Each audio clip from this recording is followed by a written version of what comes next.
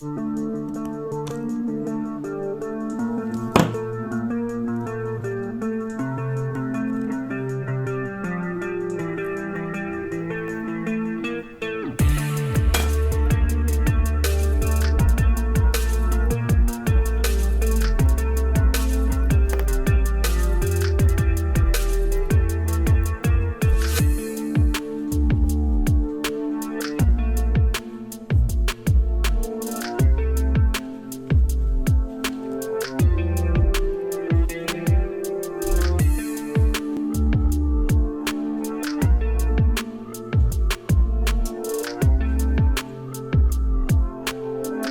here it is, friends. As the title says, I found this little thing in the vaping electronic cigarettes. It looks like a microphone. It has the same enclosure and the same membrane here, and it even looks the same on the back side, you can see, except the tiny diode here. Well, I must say it's truly not a microphone. It's a sensor to trigger the heater inside, which is vaping the liquid inside this electronic cigarette. It's most likely glycerin and propylene glycol. So don't worry, this is not a real microphone. It's a tiny sensor to activate your vaping electronic cigarette. They don't listen to you through this one.